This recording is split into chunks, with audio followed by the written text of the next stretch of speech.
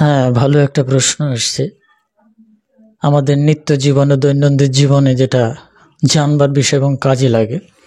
প্রশ্নটি হচ্ছে, টয়লেট বা পায়খানা করার পর আমাদের স্নান করা উচিত কিনা?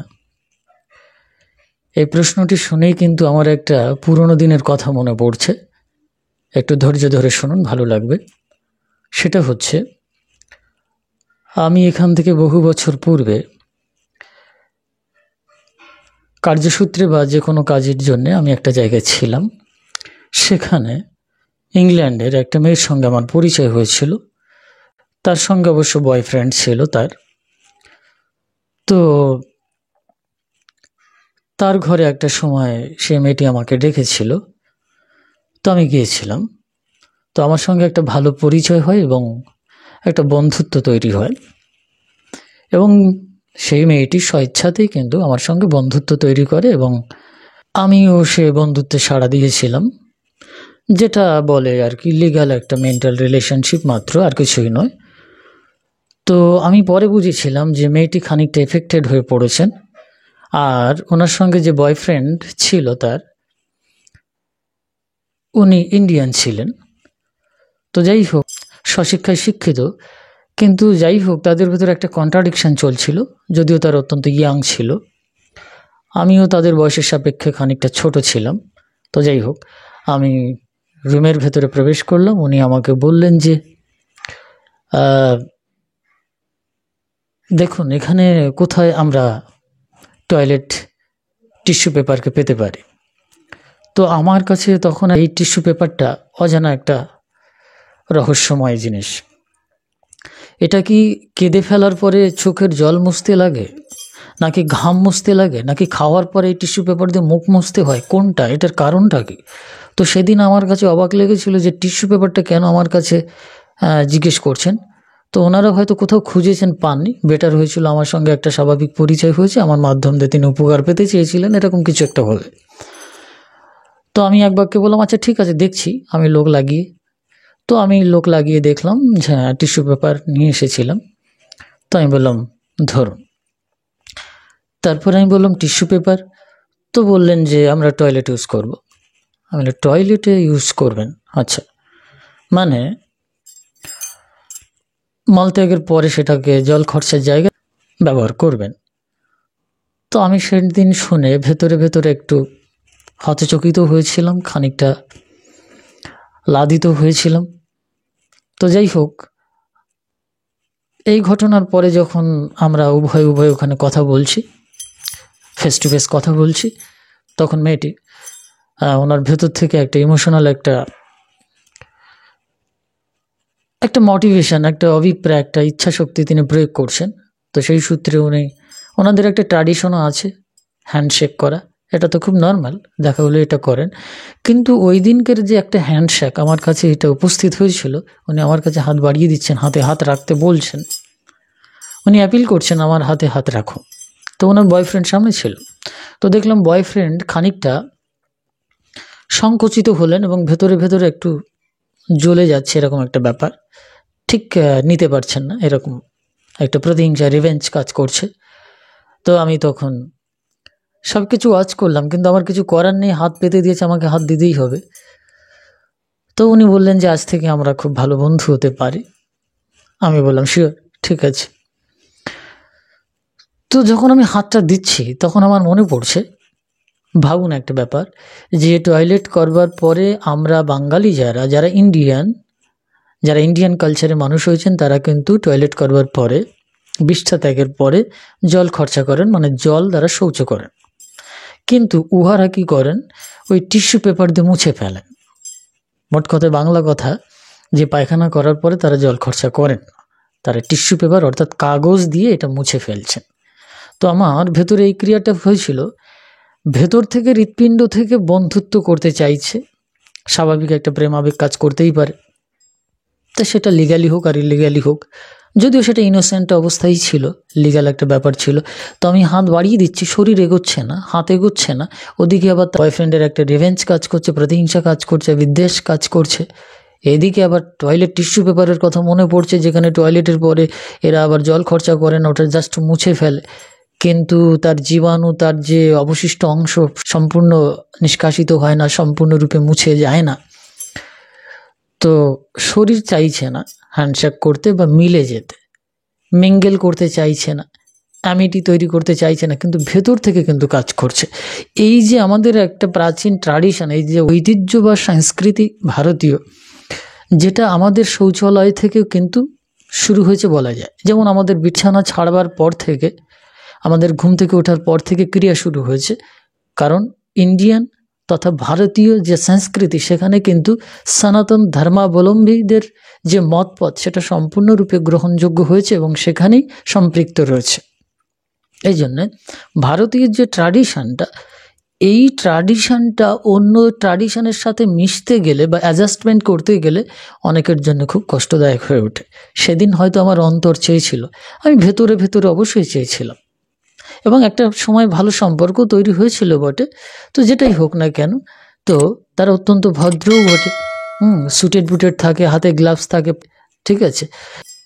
কিন্তু এই যে স্বাভাবিক একটা পাশ্চাত্য জগতের যে ক্রিয়া, যেটা টয়লেট করবার পরে যুক্তরাজ্য এবং যুক্তরাষ্ট্র বিশেষভাবে, সেখানে কিন্তু তারা জল খরচা করতে চান না, এই টয়লেট টিস্যু পেপারকে ইউজ করে। তো যাই হোক, আমাদের ভারতবর্ষের দিকে যদি আমরা তাকাই, সেখানে কিন্তু দেখা যায় অধিকাংশ মানুষ কিন্তু এখনও শৌচাগারে তাদের যে টয়লেট আদি করবার জন্য যে জিনিসটা প্রয়োজন, সেটা করছেন না।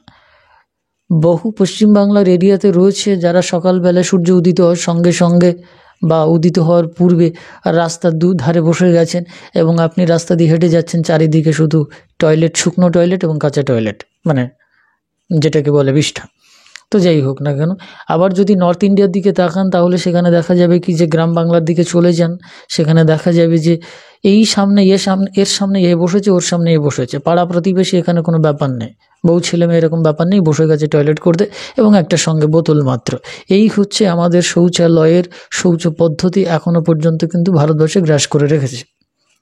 আমার ব্যক্তি জীবনে একটা কথা বলি, আমি হাওড়াতে একটা জায়গায় নিমন্ত্রিত হয়েছিলাম, আমাকে খুব সমাদর করে এক ভদ্রলোক তার বাড়িতে নিমন্ত্রণ করেছিলেন। আমি একটা মন্দিরে ছিলাম, সেখান থেকে আমাকে নিমন্ত্রণ করে নিয়ে যায়, বেশ ভালো কথা। আমি গেলাম, তো যাওয়ার পরে দেখছি কি বেশ ভালো মন্দ পরিষ্কার পরিচ্ছন্ন করে খেতে দিলেন, রাত্রি যাপন করলাম খুব সুন্দর। সকালবেলায় উঠে তো আমাদের টয়লেট শৌচালয়ে যেতেই হবে, তো গেলাম, তো দেখলাম যে আমাকে নিয়ে যাচ্ছেন একটা বাড়ির ভেতর দিয়ে।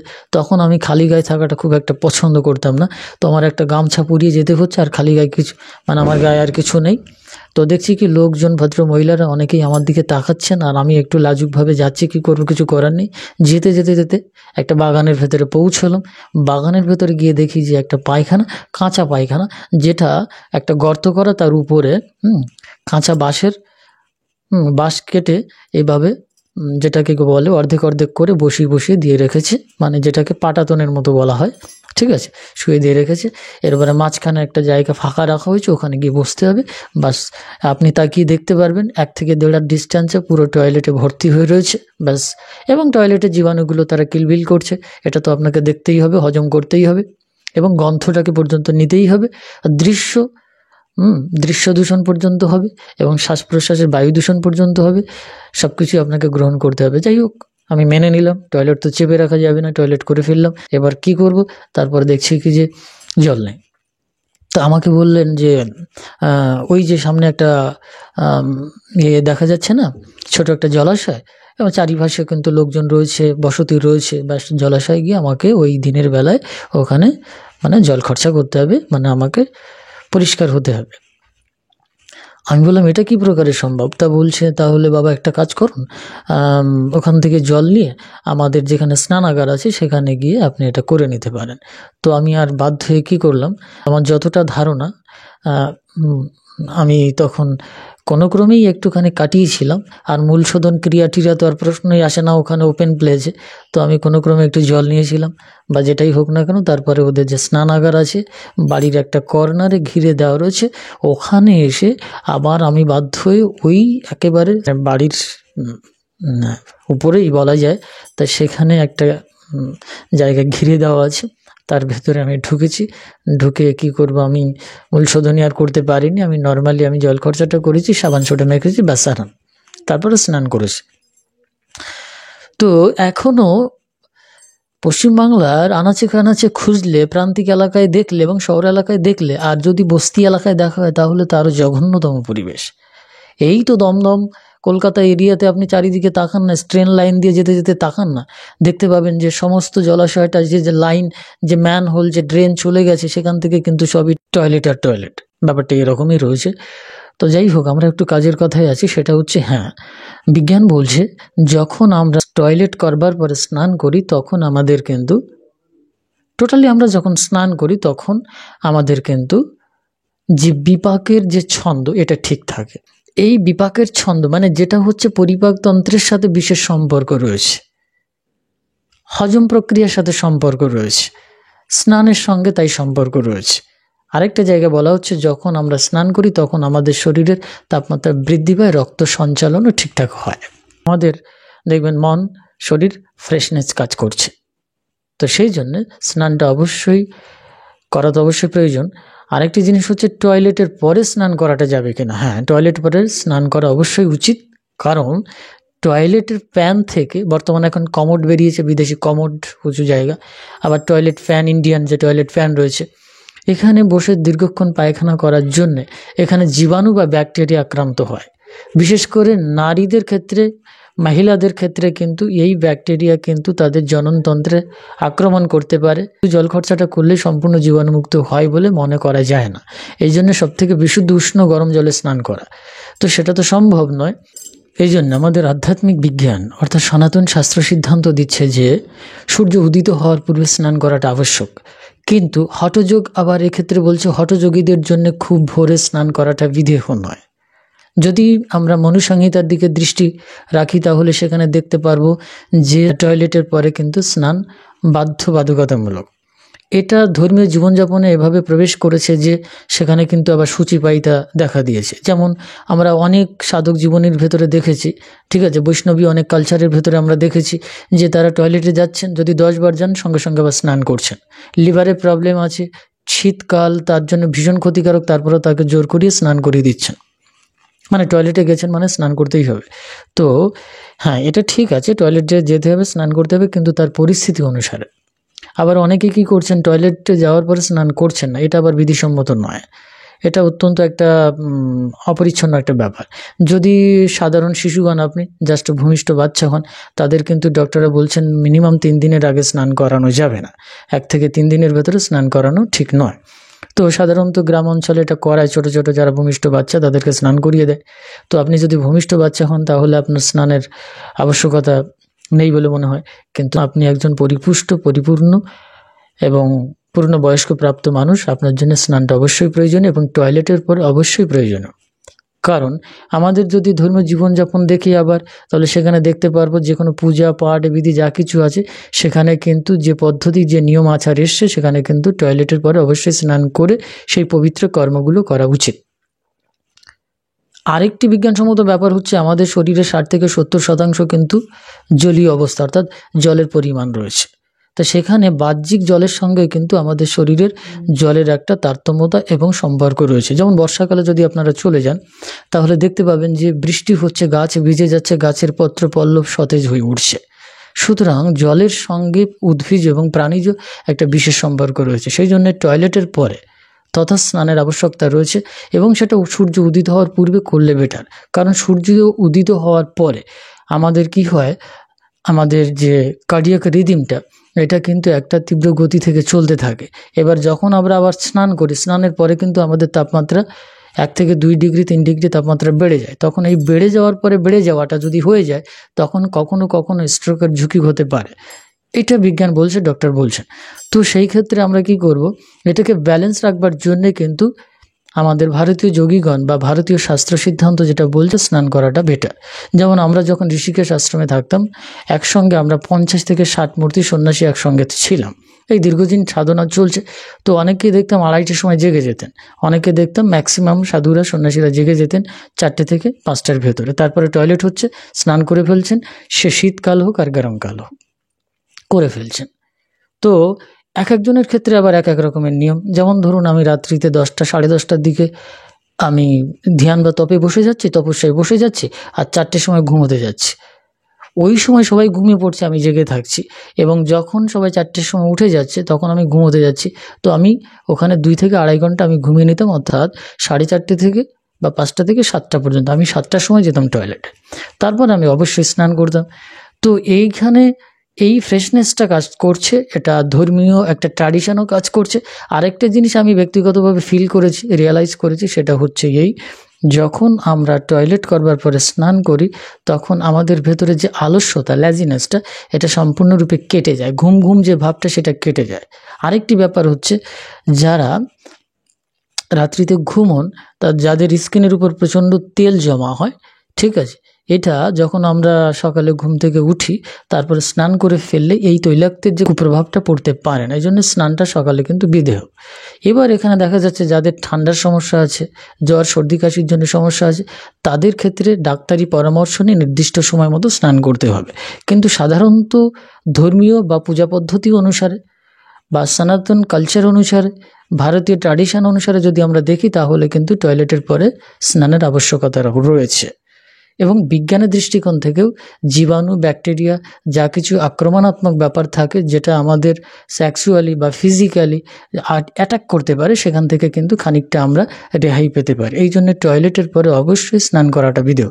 যদি কারোর পক্ষে স্নানটা সম্ভব না হয়ে ওঠে তাহলে অবশ্যই এই হাতের কনুই পর্যন্ত এবং পায়ের হাঁটু থেকে নিচে পর্যন্ত এবং যে গুহ্য স্থান রয়েছে সেখানে কিন্তু উপযুক্ত পবিত্র সাবান আদি দিয়ে পরিষ্কার করাটা বিধেয়, তাহলে খানিকটা স্নানের কাজ করে যাবে।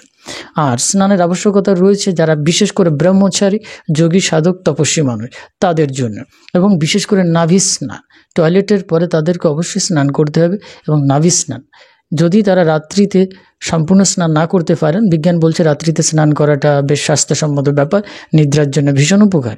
তো সেই জন্যে নাভি স্নানটা যদি সম্পূর্ণ ঠান্ডা দোষ থাকে তাহলে নাভি স্নান না, অর্থাৎ টয়লেট হয়তো আপনি গেছেন বা নর্মালি আপনি স্নান করছেন, তো নাভি পর্যন্ত স্নান করুন, নাভির থেকে নিচে পর্যন্ত ভিজিয়ে দিন, তো সেটা অর্ধ স্নান হয়ে যাবে, স্নান হয়ে যাবে। এই জন্য অন্যান্য সম্প্রদায়ের ভিতরে কিন্তু এই স্নান পদ্ধতি অবশ্যই আছে। যারা যেমন ইসলাম কান্ট্রিতে বা ইসলাম দর্শনের ভিতরে, সেখানে কিন্তু 5 ওয়াক্ত নামাজের পূর্বে তাদেরকে 9টা দ্বার পরিমার্জন করতে হচ্ছে, পরিষ্কার পরিচ্ছন্ন করতে হচ্ছে, এবং জল দ্বারা শৌচ করতে হচ্ছে, মানে পবিত্র করতে হচ্ছে। তো এই যে সম্পৃক্ততা, অর্থাৎ জল এক প্রকার আমরা বলতে পারি জীবাণুনাশক, যদিও জলে জীবাণু থাকে প্রচুর, কিন্তু সাধারণত ক্ষতিকারক হয়ে ওঠে না। যে শরীরে টয়লেট করবার ফলে আমাদের যে জীবাণু, ব্যাকটেরিয়া আক্রমণ করতে পারে, সেখান থেকে আক্রমণ করতে পারে, তখনই কিন্তু জল আমাদের জন্য একটা ঔষধি হয়ে ওঠে এবং একটা প্রতিক্রিয়া স্বরূপ পরিচ্ছন্নতার প্রতীক হয়ে ওঠে। সেই জন্যে টয়লেট করবার পর বা পায়খানা করবার পর স্নানের আবশ্যকতা রয়েছে। সেটা ভারতীয় ট্র্যাডিশনের দিক থেকে শুধু নয়, পরিষ্কার পরিচ্ছন্নতার দিক থেকে বলছি, শরীর সুস্থকরণের জায়গা থেকে বলছি, মেন্টাল স্যাটিসফ্যাকশনের জন্য বলছি, এবং সম্পূর্ণ ফ্রেশনেস এবং এনার্জি পাওয়ার জন্য বলছি। যেখানে কিন্তু দেখবেন আপনি যদি এটা অভ্যেস করেন একটা পর্যায়ে, তবে একদিন একরকম করলেন, পরের দিন আরেক রকম করলেন, এরকম করলে চলবে না। একটা নির্দিষ্ট টাইম আপনাকে মেনটেনেন্স করতে হবে, এই রিদিমলি আপনাকে চলতে হবে। তখন বডিলি আপনার যে রিদিম, যে কার্ডিয়াক রিদিম, হৃৎপিণ্ডের যে রিদিমটা, তার সঙ্গে এই ছন্দে ছন্দে আপনি চলছেন, এই পালস বিট এগুলো ঠিক থাকছে, আপনি একদম ঠিকঠাক থাকছেন। এই জন্যে টয়লেটের পরে অবশ্যই স্নান বিধেয় এবং করা উচিত।